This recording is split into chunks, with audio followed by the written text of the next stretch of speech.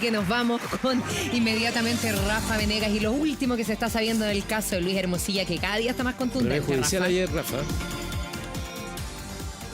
Hasta De inteligencia la ternura de artificial. los animales a lo que pasó en las últimas horas, donde se va a conocer mucha atención. ¿Cómo fue que Luis Hermosilla llega a el anexo Capitán Llaver? Luis Hermosilla, imputado, recordemos, se le da la prisión preventiva, ingresa a Capitán Llaver y ese día se encuentra con alguien que ya salió, Rodrigo Toppelberg. ¿Y sabe cómo le da la bienvenida? ¿Cómo le da la Dice, bienvenida?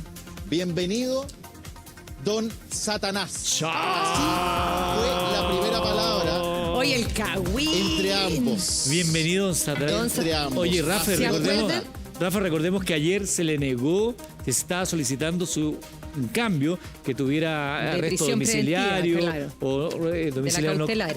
o domiciliaria nocturna y se la mantuvieron, así que don Satanás, según las palabras de Rodrigo Toppelberg, seguirá tras las rejas. Pero imagínate, Eduardo, además tiene que ver con que ingresa a la cárcel a quien había sido protagonista del audio, de este famoso audio que grabó Leonardo Villalobos y que le pasó justamente a Rodrigo Toppelberg, el que lo saluda como señor Satanás. Claro. Por lo tanto, podemos decir que quien lo recibe y lo trata así, le plantea ese concepto, es quien provocó el que Luis Hermosilla esté imputado, que esté dentro de la cárcel. Por lo tanto, ese primer encuentro, la verdad, no fue nada agradable. Así se ha revelado en las últimas horas una conversación. Nosotros teníamos ese antecedente en los últimos días, pero aquí se corrobora en una entrevista que dio a Mega y que además detalla todos los elementos que rodean una relación muy compleja en un caso donde todos dicen, bueno, ¿cómo es posible que se esté investigando a prácticamente todos los involucrados en el caso Factop y todos en el mismo recinto penitenciario? Y por eso, cuando sale Toppelberg, cuenta todo esto, detalles de cómo recibió a Luis Hermosilla, momentos tensos que además vivió con quienes lo traicionaron. ¿Cómo es que llegó el audio a sus manos? Este audio que dice se demoró varios días en escucharlo. Lo tenía ahí. Y su señora le dijo, pero escúchalo. Y ahí es donde empieza a darse cuenta de lo traicionado que se sintió por parte de quienes eran sus socios, amigos de la vida, y que por mucho tiempo este empresario había hecho negocios con él. Luego empieza a decir, yo no tenía idea de nada, no sabía lo que era la factura ideológicamente falsa, pero lo que más detalla es cómo dentro del famoso a estas alturas anexo Capitán Llaver se encuentra con Luis Hermosilla, que ingresa, dice, y quiero citar, dice que empieza Hermosilla a él a pedirle consejos. Dice que él fue barbero, les cortaba el pelo ¿En a serio? los mismos que lo habrían traicionado, a Ariel y Daniel Sauer. Pero sí, no, pero después llega y dice, no, Sí. citando el tema como lo plantea, dice, les corté el servicio porque claro, no era nada cómodo el que se encontraran primero que todo todos los que estaban involucrados en esta famosa grabación. Recordémosla, en ese momento estaba Luis Hermosilla, Daniel Sauer, Leonardo Villalobos, y luego esta grabación le llega a sus manos, se da a conocer, cuenta cómo lo filtra al medio Zipper, cuenta también, y aquí es muy interesante lo que dice Eduardo Mari, quien está en las casas. Él llega y cual persona que planifica todo, compra un teléfono celular de prepago.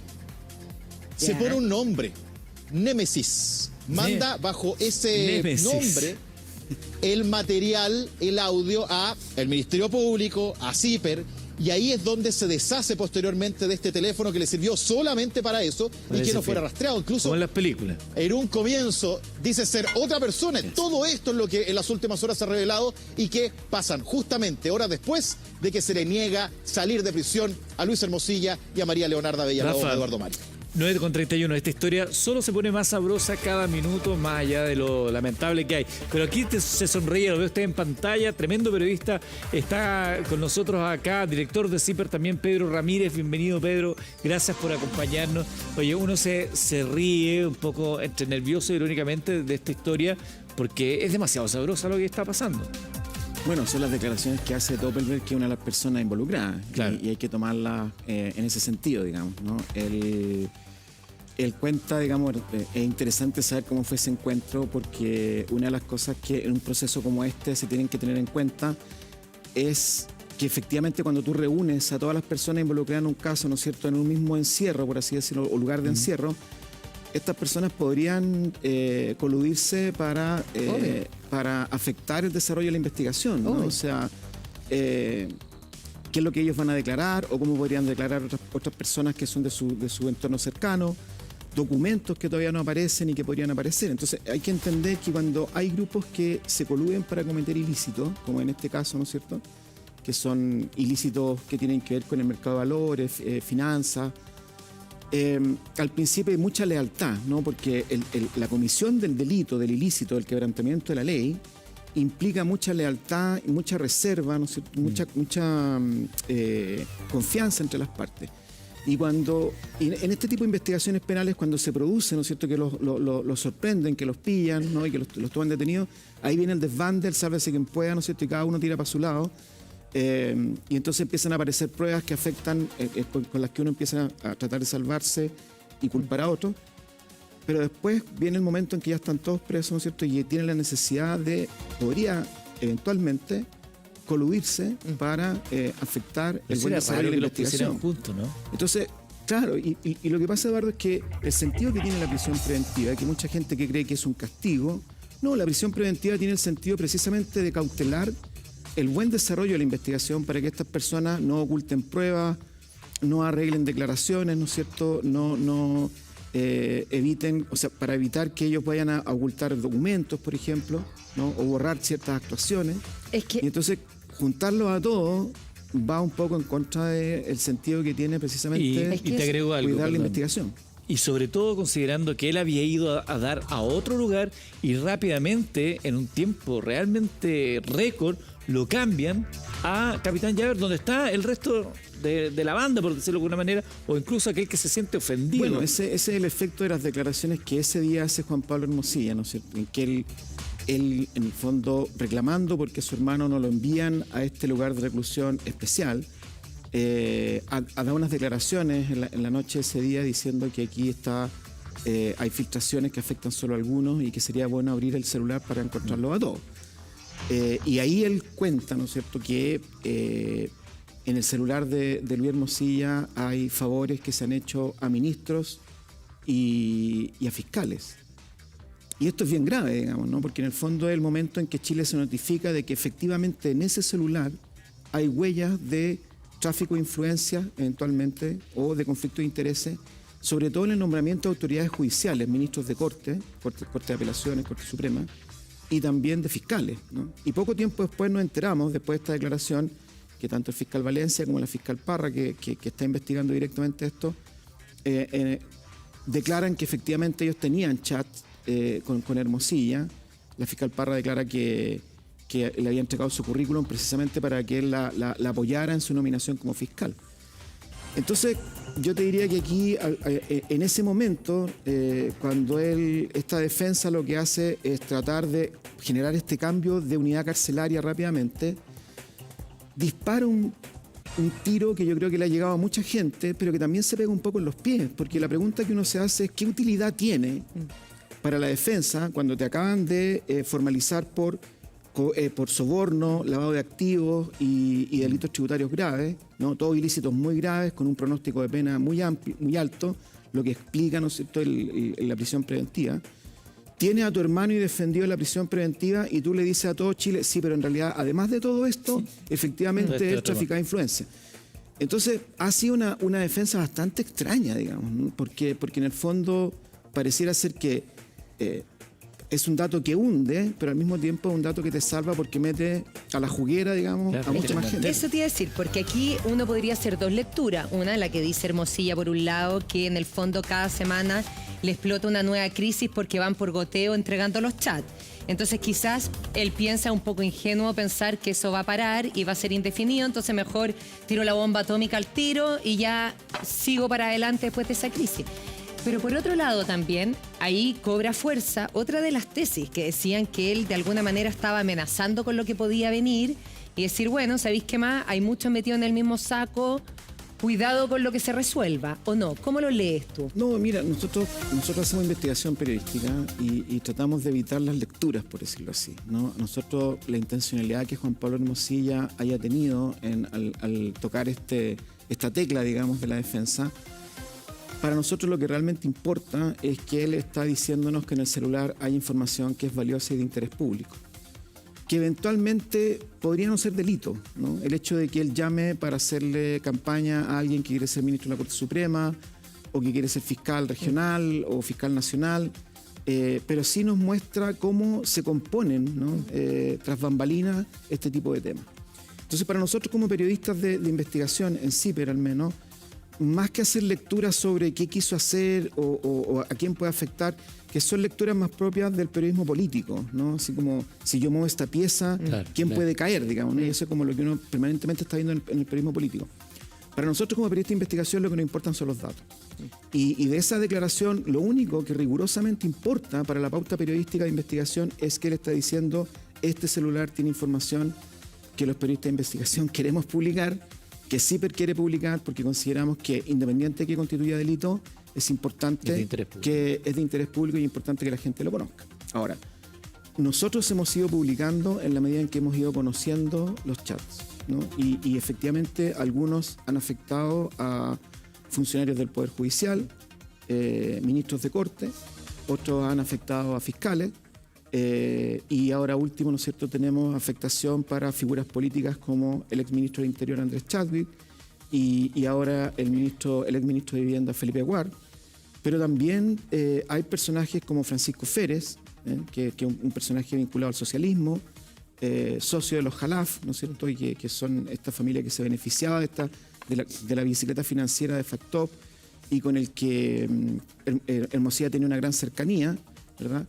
Entonces yo te diría que empieza a verse también la transversalidad, ¿no? Fíjate que nosotros ayer publicamos un tema, un artículo en que mostramos que el mismo proyecto por el cual Hermosilla había apurado documentos, ¿no? Un proyecto del Grupo Patio que se llama Parque Capital, un desarrollo inmobiliario en Lampa, un lotería industrial en buen chileno, que no podía despegar porque necesitaba unos certificados del Ministerio de Vivienda. Hermosilla se los consigue en tiempo récord. Y el Ceremi de Vivienda de la época, ¿no es cierto?, dice, sí, efectivamente, a mí me presionaron, me llamaban por teléfono para decirme que le apurara esto, y cuando los documentos salen, el Ceremi no se los envía al Grupo Patio, ni se los envía al abogado representante de Parque Capital, se los envía a Hermosilla, que en ese momento era asesor del Ministerio del Interior, ¿no? O sea, ahí están los WhatsApp clarísimos. En ese caso, ahora nosotros nos enteramos que posteriormente ha hecho lobby a favor del mismo proyecto el ex senador socialista Juan Pablo Letelier, y haciendo 2 intervenciones ante el Servicio Agrícola y Ganadero, SAC, que tiene que elaborar este mismo tipo de certificados para que este proyecto pueda pasar de un uso de suelo rural a un uso de suelo industrial, ¿no? Que se puedan construir cosas distintas a edificaciones que no solo sean de agricultura, digamos. Entonces, lo que tú tienes es que en el gobierno de Piñera, el que hace la fuerza y el lobby es Hermosilla, de una manera que se está investigando si es irregular o no. Y en el gobierno de Boric, el que hace la fuerza y, ¿no es cierto?, y pone, digamos, su prestigio y va a hacer lobby es un ex senador socialista. Entonces, estamos descubriendo que en este teléfono y en las cosas que están asociadas a este teléfono hay transversalidad política, ¿no? Y en ese sentido, Juan Pablo Hermosilla tiene razón. Yo espero que él tenga la confianza de que nosotros, al menos como CIPER, detalle que nos llegue, importa a quién le pegue, nosotros lo vamos a publicar. Pedro, ahí yo tengo más que claro lo que tú acabas de decir respecto al rol que cumple CIPER como periodismo de investigación, pero cuando uno lo piensa desde la mirada más amplia, ¿no?, como casi desde lo que la gente opina desde su casa, uno ve que al final del día Hermosilla se vincula más que con ideología, se vincula con el poder, sí, que es algo que es una discusión que tenemos muchas veces con la gente, que la gente se agarra, se pelea en X, en Twitter, se agarran de esto, de otro, y en esta fecha, el 11 de septiembre, se agarran desde el punto de vista político mucho, pero el poder está en todos lados y el poder se colude entre ellos. Yo creo que Hermosilla tiene que ver con el poder, como dices tú, pero también con los negocios y con el dinero, ¿no? Los WhatsApp que hemos estado publicando nosotros últimamente indican que él además le llevaba clientes a Factop, ¿no? Y lo ayudaba a cerrar negocios a Factop. Y dentro de los chats, ¿no es cierto?, se habla de cometas que se pagan en relación, ¿no es cierto?, en la forma coloquial de hablar de una comisión que se tiene que pagar, que se pagan por hacer negocios, digamos. Yo creo que es una persona que efectivamente está muy vinculada políticamente porque él tiene evidentemente tiene una amistad y muy antigua en la que se expresa mucho cariño en los chats, ¿no es cierto?, con Andrés Chadwick. Pero compañeros también, de universidad. Compañeros de Derecho de la Universidad Católica.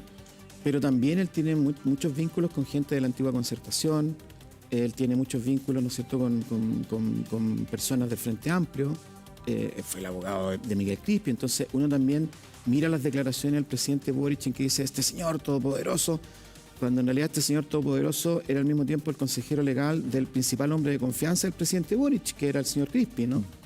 Y al mismo tiempo Hermosilla era el abogado y consejero legal y amigo y socio del principal hombre de confianza del presidente Piñera. Es toda una gracia que una persona sea al mismo tiempo, ¿no es cierto?, alguien de confianza de los dos hombres de confianza más importantes de los últimos dos presidentes que representan a sectores muy distintos, digamos. Entonces, sí, él está muy bien conectado, ¿no? Pero yo creo que también esas conexiones tienen que ver con negocios. Y por eso a nosotros nos importa mucho saber si él intervino en la definición de ministros de la Corte Suprema, por ejemplo, o de la Corte de Apelaciones, o de la Fiscalía.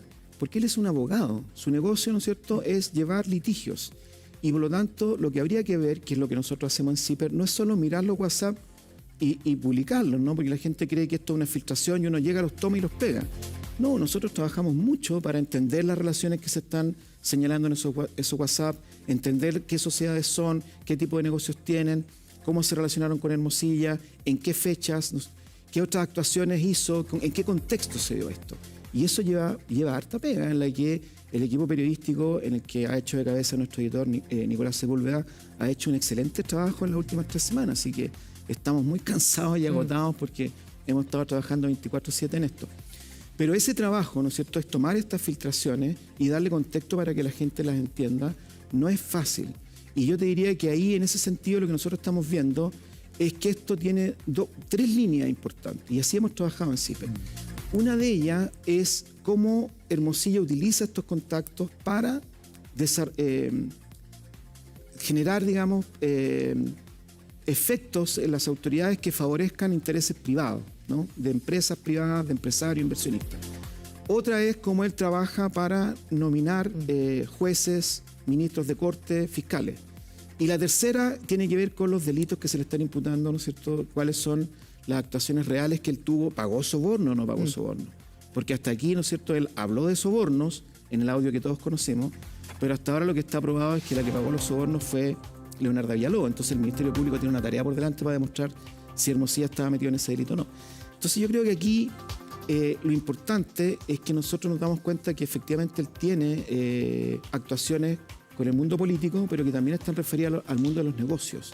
Y va a ser muy relevante cuando nosotros miremos, él ayudó a este ministro a llegar a la Corte Suprema, y después cómo se comportó este ministro en los juicios en los que está involucrado el propio Hermosilla o gente de su entorno. Bueno, es que eso que tú estás diciendo, Pedro, es clave, porque ahí uno se pregunta, ¿habrá habido un fallo judicial injusto porque él tuvo algo que ver en algún nombramiento de los jueces? Y ahí cuando se siente que de repente no hay igualdad ante la ley, cuando la justicia no está funcionando de manera autónoma, ahí sería algo gravísimo, y que CIPER ha cumplido un rol muy importante, y ha cumplido un rol muy importante, Rafa, porque recordemos que CIPER fue el medio de comunicación que da a conocer el caso Audios. Ahí explota toda esta polémica que hoy está en tribunales y que ha tenido consecuencias tan importantes como el director de la Policía de Investigaciones fuera del cargo. Se ha gatillado muchas cosas, Rafa.